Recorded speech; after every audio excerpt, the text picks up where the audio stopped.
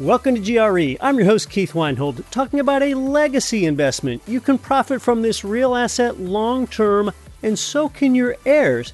It's real estate, but not housing. It's a diverse and more primitive use type. Today on Get Rich Education. You know Mid-South Homebuyers, that top Memphis turnkey provider. I learned that a secret weapon behind their explosive growth is more than just you buying their properties. It's an executive coach. For 9 years now, their CEO Terry Kerr and his COO Pat Nix have worked privately with a coach who I've now learned from too, and he doesn't market himself online anywhere. After 12 years behind the scenes, that coach is now making himself available exclusively for GRE listeners. His name is Daniel Thomas Hind. If you're a hard-charging business owner or investor who wants to get in the best shape of your life, physically, mentally, and professionally, you can fill out an application for a free consult. This is private one-on-one coaching for those willing to go to uncommon lengths to achieve uncommon results.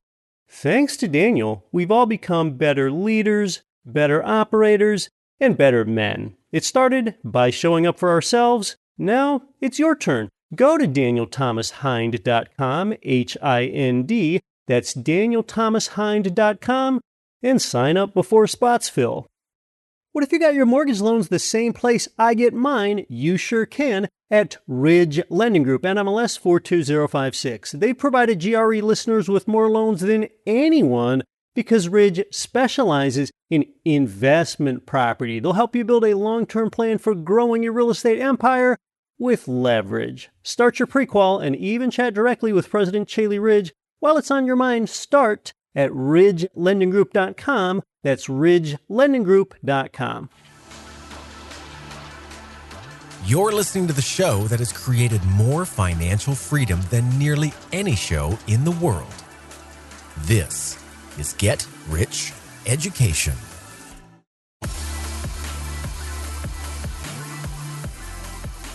Welcome to GRE, from Cherokee, North Carolina to Cherokee, Panama, and across 188 nations worldwide. I'm your host, Keith Weinhold. Welcome back to another Wealth Building Week. You're inside Get Rich Education, where financially free beats debt free.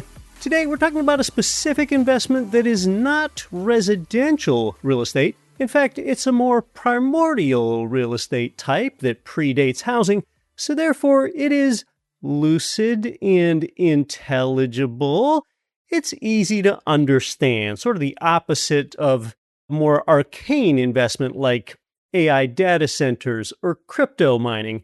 At a basic level, this makes it easy to understand, and there aren't any tenants to manage. It also does not pay you as often as monthly, though as you'll learn, there is income and appreciation is expected too. Now, if you invest outside your home country, you're probably going to want to be diligent and select a politically stable nation that also has an operator based in that region with a fantastic track record. It helps if they're close to the U.S. This small nation is close to the U.S. in both geographic proximity and economically. Their currency is even the U.S. dollar. They even share an electrical system with the U.S. with the same outlets and voltages.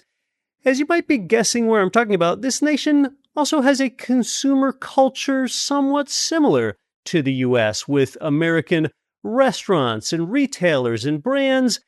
In our real estate world, what we find more important is how, like the U.S., this nation is a constitutional presidential republic, and both nations have these separate executive, legislative, and judicial branches, the three branches, and elected presidents in these competitive multi-party elections.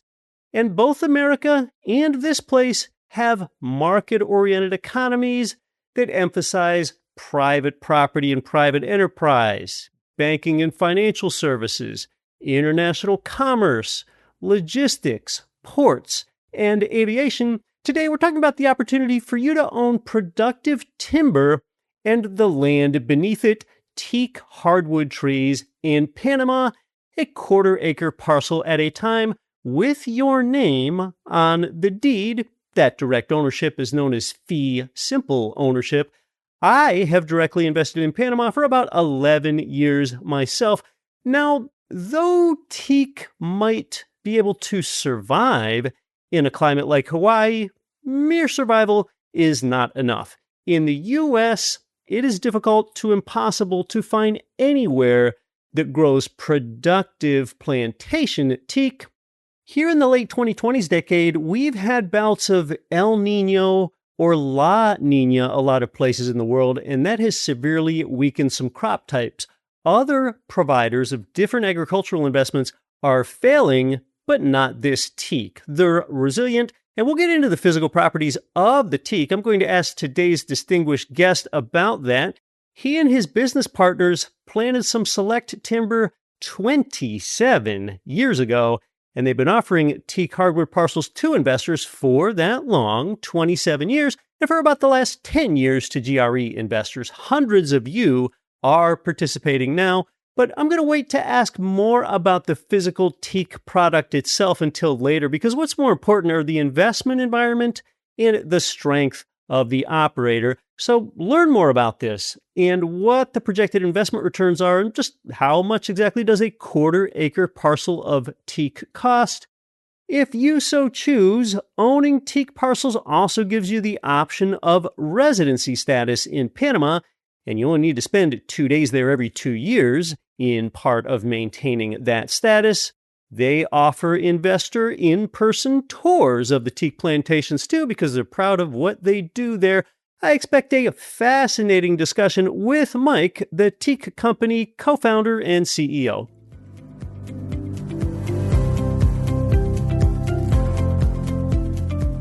This week's guest has become a friend since I met him about 10 years ago. He co-founded and is CEO of an international real estate development company. He's got active projects throughout Central America. He's been doing it for more than 30 years, so he's not a tinkerer and not trying out project concepts. And at this point, he's helped thousands of North Americans diversify their portfolios through international real estate ownership and residency planning, and even lifestyle investing. And if you've ever attended an investment conference on something like global diversification, you might have seen him speak there because he's such a frequent, recognized speaker and voice, and he's authored multiple books on real estate, financial freedom, expat living, and just unlocking a better lifestyle. Hey, welcome back onto the show, Mike Cobb. Oh, Keith, nice to be with you. And you're right, 10 years, we've enjoyed one another's company at many conferences. It's always great to be back with you virtually. I look forward to seeing you again personally one of these days as well. And yeah, thank you for the very kind words on the intro. Yeah, if I'm teetering on whether or not to attend a conference, I ask myself, is Mike going to be there? That's right. We'll hang out. 100%. And Mike, he's also an avid reader of GRE's Don't Quit Your Daydream newsletter. So then Clearly, he's even smarter than you've ever thought. You heard him on the show before, so you knew he was smart, but now he's even smarter than you ever knew since he's a reader. Tell us what you like about the newsletter. Keith, I got to say, every issue that comes in, I read it. By the way, today's issue said read before Thursday, so you give me a couple days tomorrow at least to read it. Anyway, no, you know what? You are so powerfully succinct. The charts that you put in are wonderful. You were a geographer major, and so spatial things are important. Yeah. I also recognize, I love the charts. I love the graphs. And I hate to even say I love sort of I hate to call it the trivial information, but enough data points that seem trivial, when you put a theory around them, actually become meaningful. And what you are able to do is you're able to connect dots that most people don't connect. That's the hallmark of genius. And I think you are a genius, by the way. And I think your newsletter shows that. And so thanks for putting it out. Your readers are very, very fortunate to have you there, giving them the kinds of information that are super relevant in the marketplace at one level, on a specific level, but even more important, creating the theoretical constructs that allow them to understand the why of something's happening. Because, if you understand the why of something, it makes a lot more sense, first of all. It also allows us to maybe forecast the next what coming down the pike. And if we can be on the front edge of something, or being able to look over the hill or around the bend, That's powerful in the marketplace, and you bring that power to your readers. Well done, man. Thanks. Yeah, it's not just what, it's why this matters. And that was an incredibly kind thing to say. I write every word of the letter myself. And you, the listener, you can get the letter free now at greletter.com. I send it about weekly. And Mike, I know that U.S. investors, including some Get Rich Education followers, they've been increasingly looking offshore. For one thing, many perceive the political risk as palpably higher than it was a few years ago. So just broadly, tell us more about what North American investors seem to be looking for. Sure. I summed it up earlier today. I was talking with a conference organizer, and he was really giving me the hard sell on why I should come to his conference. And it's probably not a good fit, but I heard myself say it for the first time. What we really help folks do in certain spheres, but maybe in this sphere, is help people get a good night's sleep, peace of mind, right? And when you've got the political turmoil, you wrote an article or a newsletter a couple of weeks ago, and it was about inflation, the kinds of things that were happening. And it was so spot on. And I think your readers, and not just your readers, but people who are tuned into what's really happening from a political standpoint, a financial standpoint, there is no way you can print this much money. There's no way you can have these kinds of things going on all the time that create a huge run-up of debt, right? And it's not even the debt, it's the implications of the debt. What's going to happen next? How's this thing going to unwind, right? And so when you have all of this stuff going on, you have people who are really, really worried about their future. It's a financial future. I'd say there are two train wrecks. There's a train wreck of debt, which is what I just talked about, and there's a train wreck of freedom. And that train wreck of freedom is really, in some ways, a result of the train wreck of debt. But when you've got a train wreck or two train wrecks happening, we really have three choices. We can ride it out, right? Take the ride and go for the crash, right? We can do something about it, but we really have to do something about it before. I'm going to mix a metaphor here, but if you know a hurricane's coming in 3 or 4 days, you don't wait till the wind's blowing 150 miles an hour to put up the plywood, right? Yeah. You get out there while the sun's still shining. You put up the plywood, and then when the hurricane hits, like you got plywood over the windows, and you can ride out the storm. And this is where I think so many people are today. They're recognizing this hurricane is coming. The problem is that I don't think people always know where to go get plywood, right? What do I do? How do I protect myself and my assets, right? And what this conversation right here is about is here's one kind of plywood you can put up on your window, and the diversification overseas, the diversification internationally into a hard asset that is not really inflation proof, because I'm not sure there is such a thing, but largely inflation proof, or a great hedge against inflation. Real stuff, hard assets, real estate, timber, commodity, right? This is what so many people are now looking at. And then the other piece of it is you can layer in a residency, which starts to give you that political plan B. You've got an economic plan B, kind of the hedge against inflation, but you've got this residency component that gives you sort of a hedge against the political uncertainty. And thousands of folks have moved in this direction. Several hundred, I think it's about 600 folks now have picked up the residency as part of their timber investment as well. So a lot of different things going on, but I think they do circle all the way back to this train wreck of debt and a train wreck of freedom, the political divisiveness, kind of what's happening. Now, what if someone hasn't invested in a hard asset overseas before, Mike? I'm thinking some people might come ask you, why would I do this? For example, I live in the United States where we have a rule of law and stable, mature markets and high property ownership rights. So why should I look to diversify internationally with hard assets? Yeah, I think there's a general answer and then maybe a couple specific answers. Generally, I would never bet against the U.S. economy. We're the largest economy in the world. I would never bet against it, right? But I think that for prudence, we would all want to have at least another basket for a few of our eggs, 5%, 10%, 20%. Pick a number that's comfortable, but have some of your investable net worth outside your home country. Like that's just prudent, right? Why would you have everything all in one basket?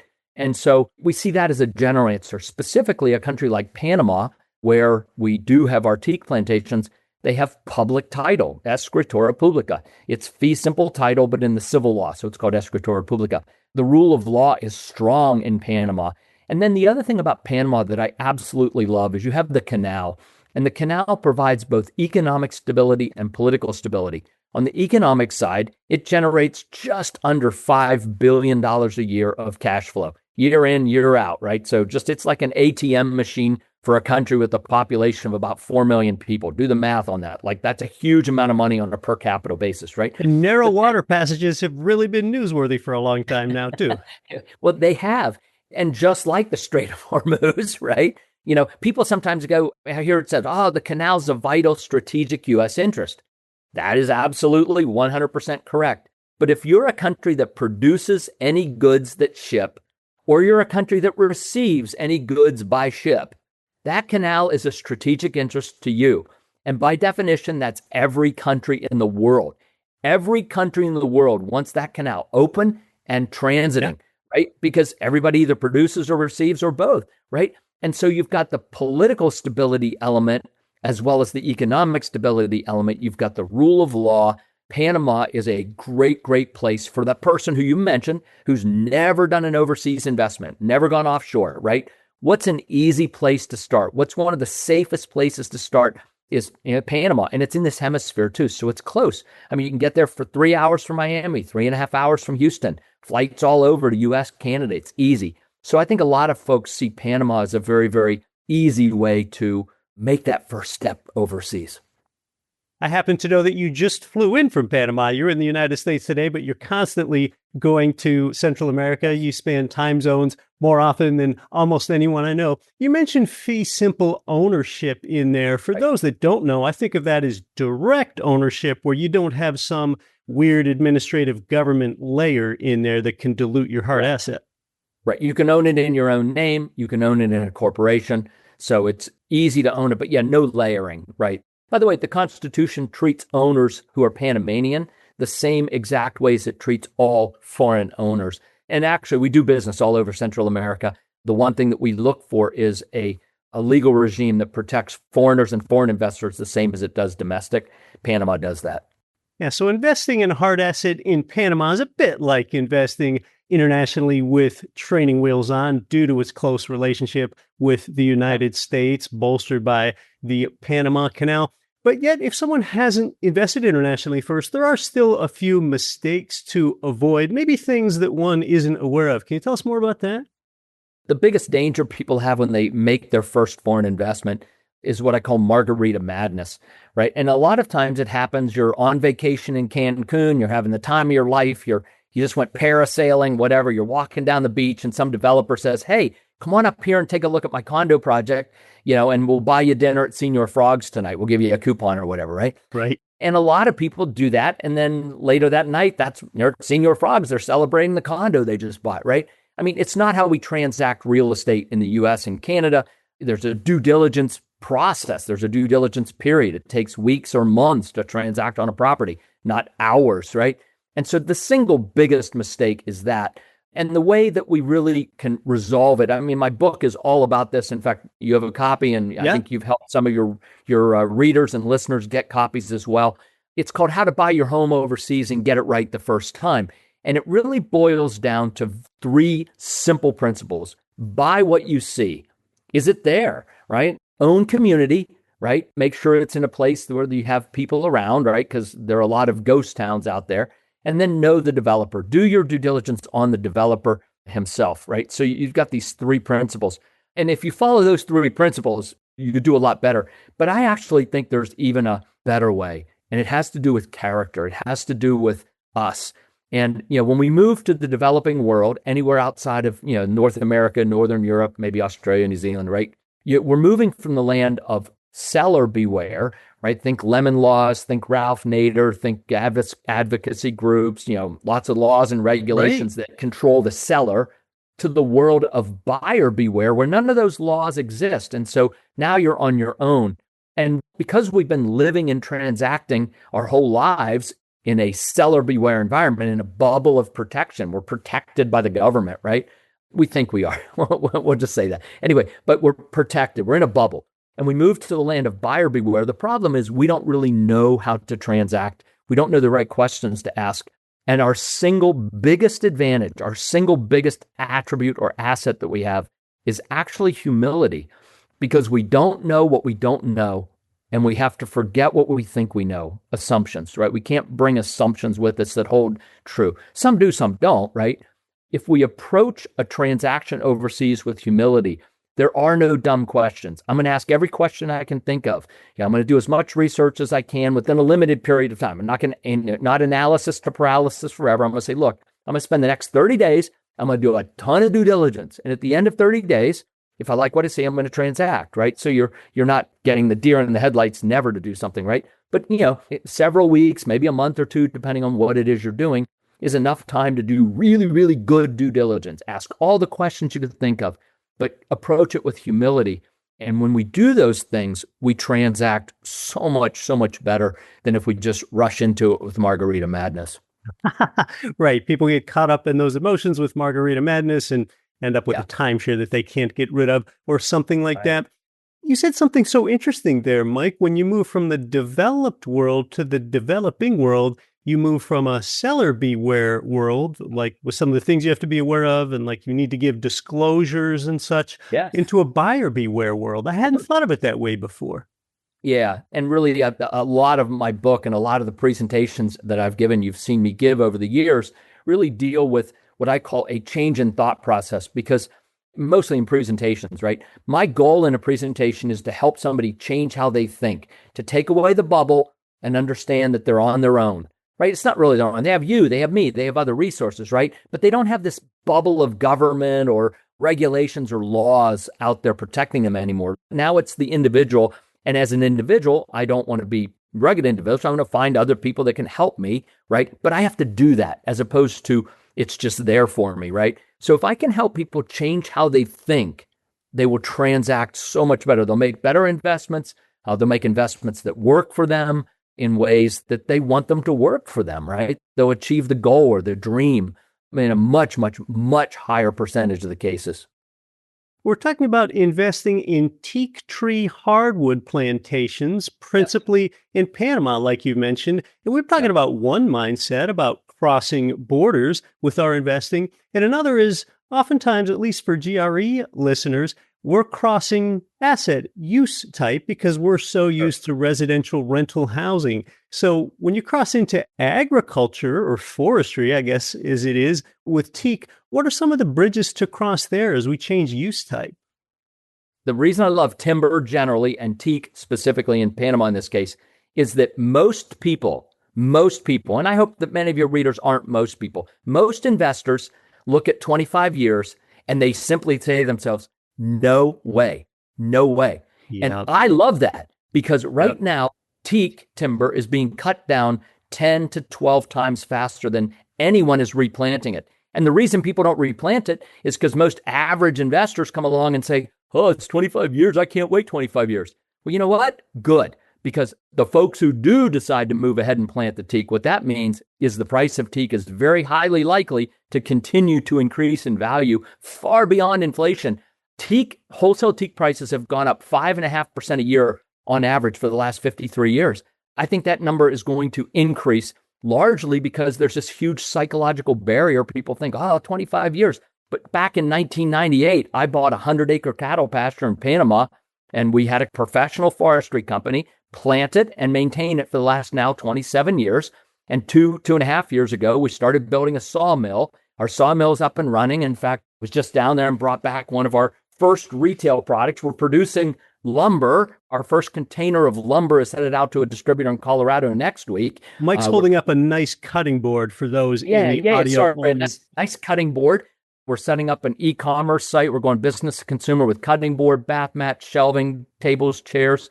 We have our whole production facility ramping up with new retail products. So the bottom line is man, it does take 25 years. From plantation to harvest cycle, that's the 25-year span you're talking about here, the patience it takes for an investor. Thank you. Yes, absolutely. And then as we cut down this mature plantation that we are now harvesting right now, it gets replanted. And the next 25-year harvest, I'm 61, maybe I'll make 86. I don't know, maybe not, right? But my kids probably will, and they'll get the big harvest in 25 years. And then it'll replant and maybe they'll get a next one, or maybe it'll be the grandkids, right? And so what we found, savvy investors, people who are really not your average bear, right? and they think to themselves, how can I create generational wealth stewardship?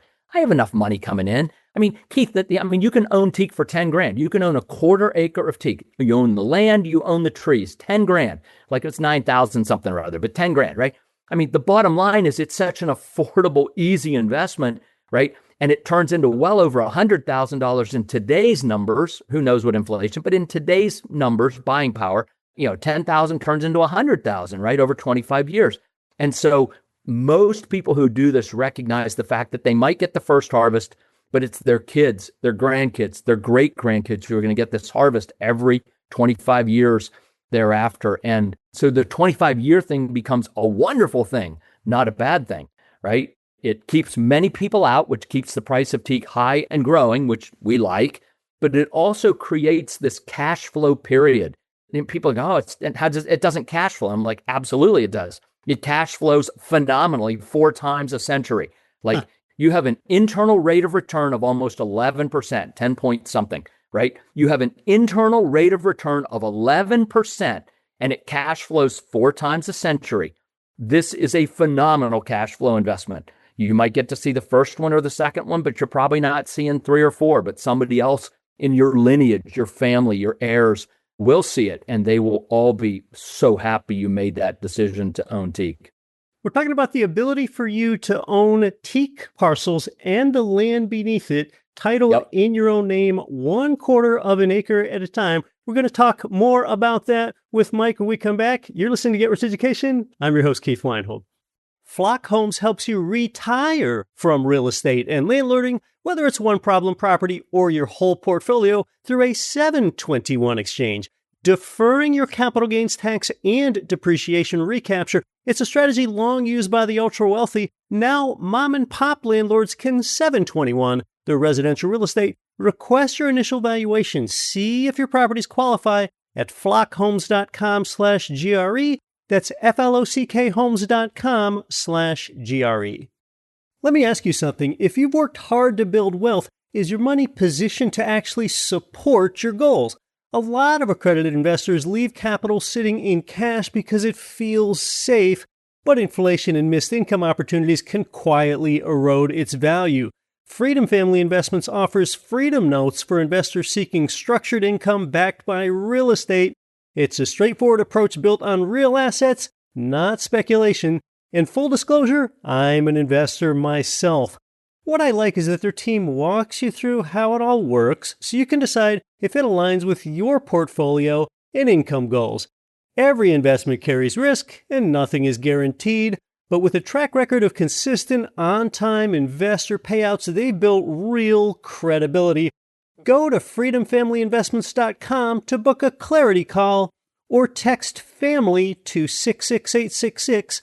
That's FAMILY to 66866. This is Rich Dad Advisor Ken McElroy. Listen to Get Rich Education with Keith Weinhold and don't quit your daydream.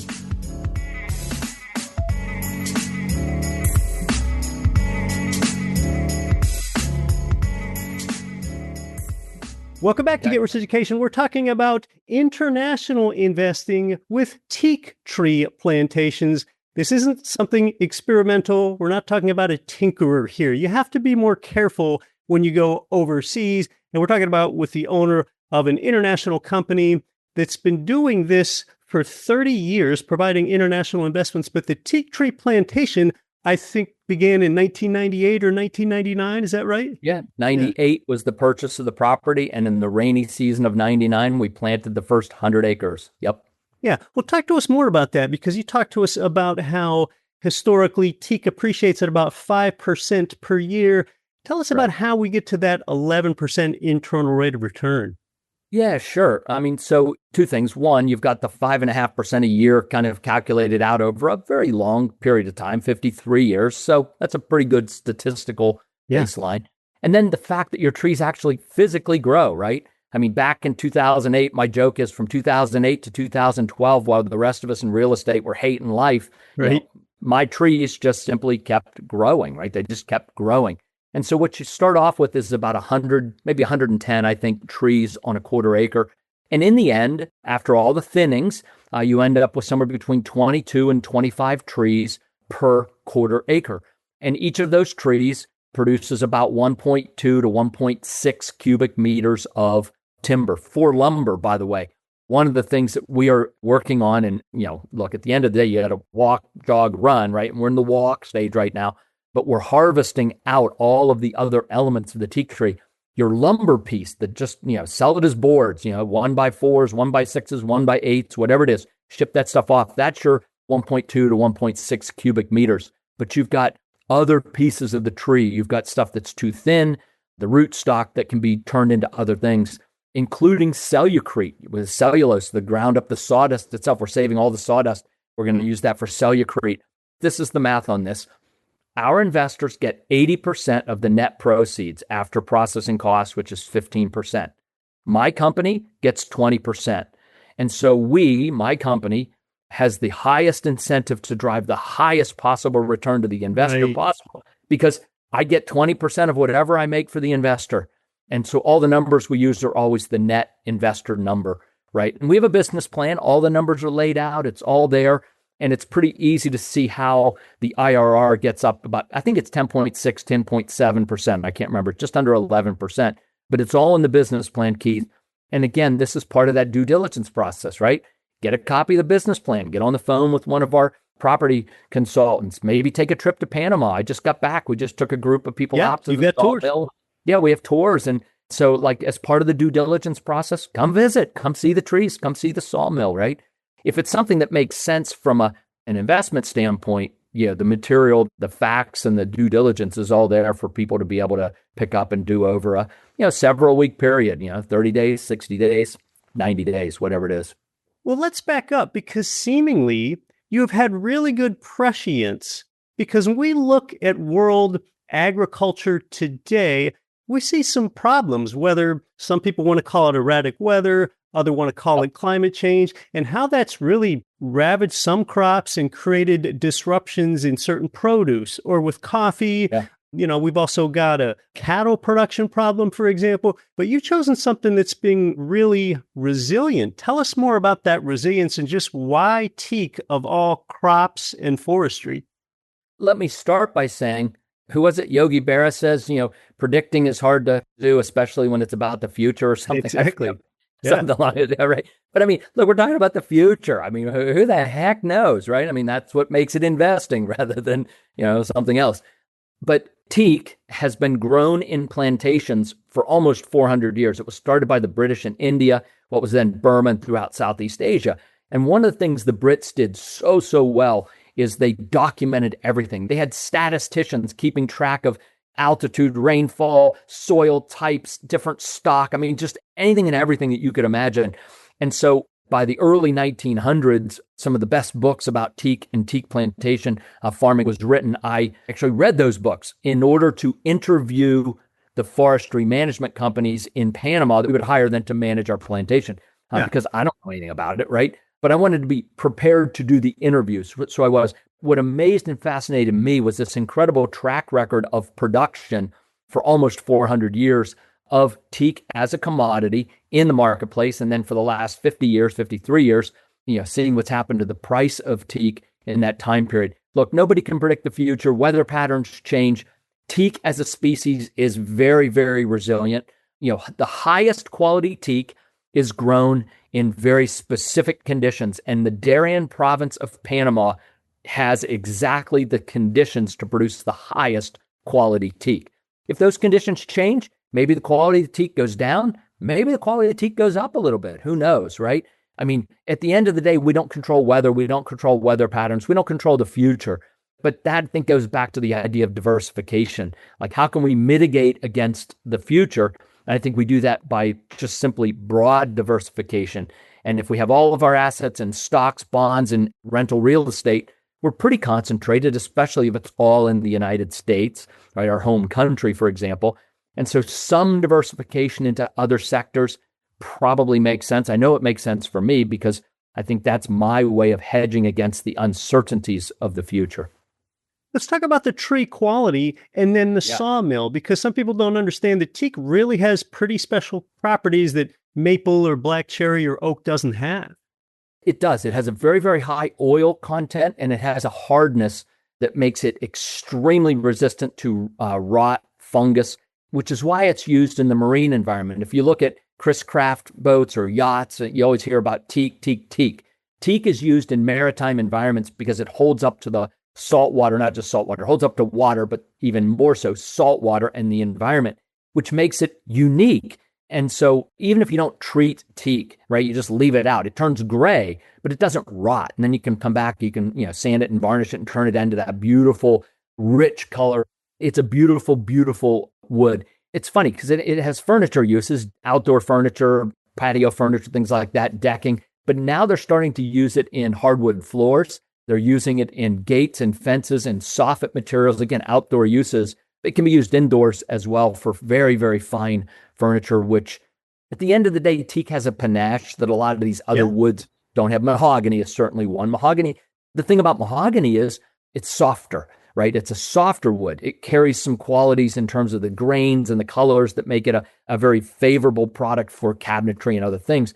We actually looked at mahogany as a species to possibly grow, and it's about a 35 to 40 year harvest cycle. Right. And so when we looked at that, we said, we can get our heads around 25 and maybe someday we will do some mahogany plantations as well. But for now, we started with teak.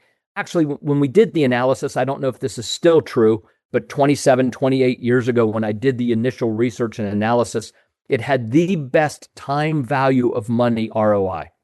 Huh. That's the first time I learned that. And some of these durability properties that you've been talking about really go back to my earlier question about how some more sensitive crops have been ravaged lately. Yeah, it holds up very, very well to the environment. By the way, it'll do well in pretty much everything but desert, right? If it rains too much, the teak will grow faster, actually. It produces a less quality. The quality of the teak is less. If Panama's rain system changed and it started raining every day of the year, where we have it growing, teak trees would grow wonderfully. The quality of the teak would be lower, right? Still be teak, it'd still be valuable, but not as valuable in the marketplace. So now you've been here to talk about teak before, but something that you added a few years ago was a sawmill to really bring some vertical integration there. And now you're not at the mercy, perhaps, of the price that you would need to sell to a lumber yard. Can you tell us more about how it's going with that?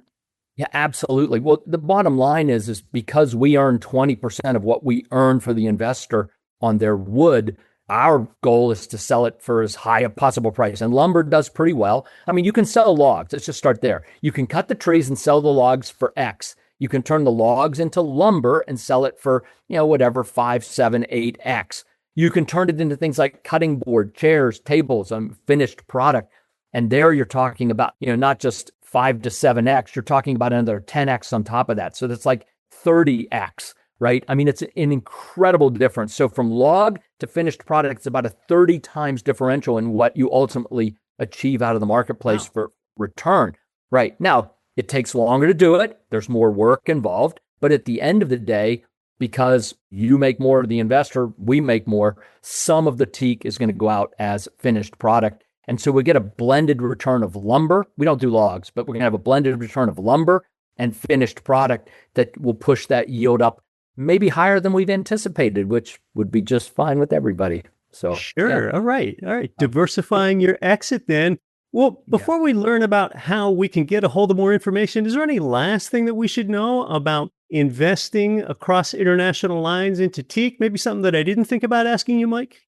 The only thing there is 2 of the teak farm parcels can be bundled together for a half acre with about it's a $7,000, $8,000 legal piece, government fees to achieve a residency. So you can actually become a resident of Panama with the teak investment. And again, coming in on about 600 folks have done the residency as well as the investment and ownership of the teak farm. So I would say that's a piece. Again, if people aren't sleeping well at night, they're worried about inflation, they're worried about social disruption, polarization, where things are headed, right? And they like the idea of the teak investment, then, it may make sense to just do the extra government legal piece and get the residency card. I mean, I just did that. By the way, I think I'm a Nicaraguan resident because I lived in Nicaragua for 14 years. Mike is holding up his Nicaraguan ID. But last summer, I also got my Panama residency card. So now I have, I'm a U.S. resident, U.S. citizen, and I'm also a Nicaraguan I think I held up my West Virginia driver's license. Hold on, let me go. Here's my Nicaraguan residency. Sorry. I was like, yeah, wait a minute. Anyway, so I'm a U.S. citizen and I'm a resident of both Nicaragua and Panama. And so this is something that a lot of folks choose to do because of the uncertainty, the political and social uncertainty in their lives. The teak itself will help with the economic uncertainty, but the residency then helps with the other two elements. Next time you fly in and you're doing customs in Panama City or Managua, show them your West Virginia driver's license and see how they like it. See what happens. It wouldn't work. Well, the prices are low. You do not need to be an accredited investor in order to do this. So there's really no qualification bar to clear. There's really no limit in the number of parcels that you can buy. Some people like to purchase 10 parcels, but you can buy as little as one. And tell us more about that price. Yeah. In fact, we've introduced, Keith, since the last time we talked, a financing program. Oh, I didn't know that yet. We did. That's a fairly new, it's a this year thing.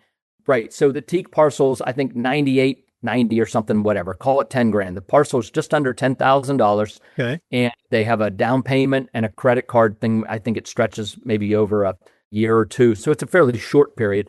Lets people who don't have the entire $10,000 up front, who want the teak investment, to be able to acquire it. And if they're doing the residency piece can only begin after the teak farm piece is acquired, right? But it can also lead to the residency piece over time. So yeah. And then there are some discounts on the 3 of them and 10 of them. So we have a lot of people that actually end up getting them for, and here's a really cool thing, because it's titled in your own name, it can also be titled in a child's name or a grandchild's name. And so we have a lot of people that actually acquire them and they don't take ownership. They put it in their kid's name or their grandkid's name. Yeah. So it's a wonderful way to move that asset already right out of the gates into the next generation or the next generation.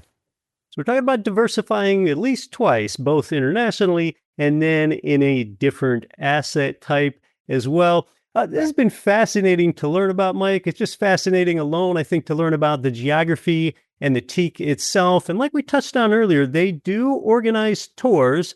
Any reputable provider should do that. They're proud of what they offer there. Tours in the Darien province of Panama, in this case, to see your teak tree parcels. It's a really approachable price. If you want to learn more and get a report and perhaps purchase some parcels, Mike's one of our GRE Marketplace providers. You can visit gremarketplace.com/teak or talk to your GRE investment coach. Mike, this has been fascinating as always. It's been great having you back on the show. Nice to be here. Thank you, Keith.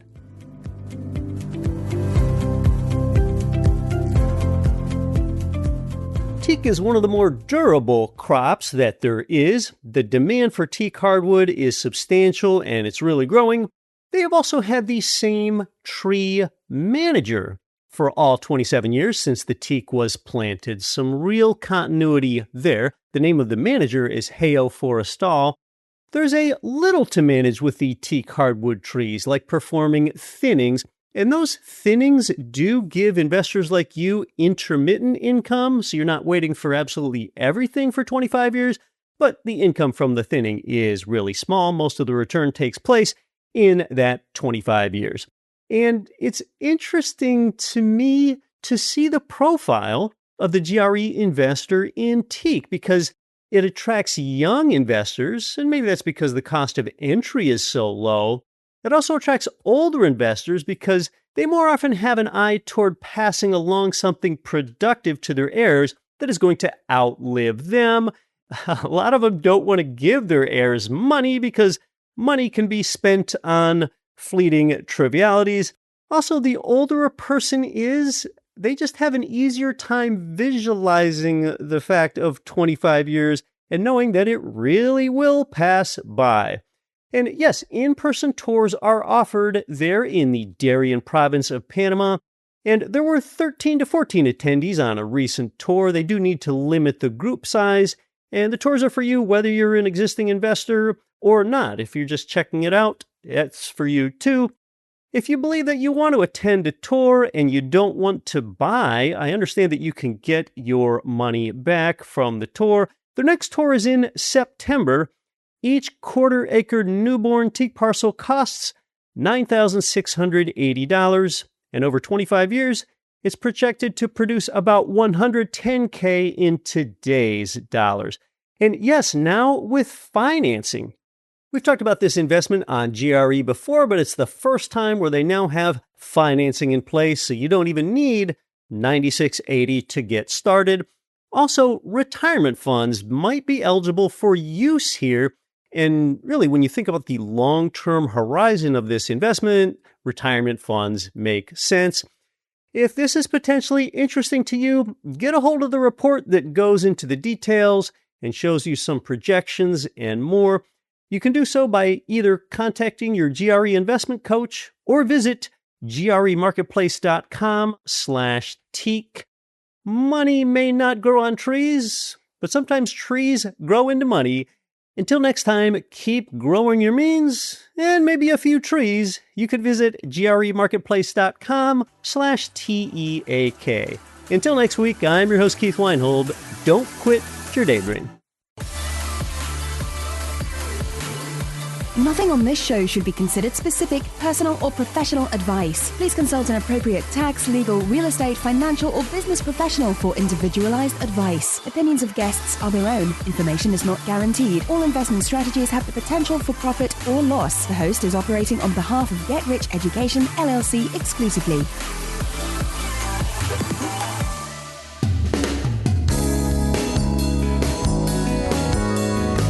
The preceding program was brought to you by your home for wealth building, GetRichEducation.com.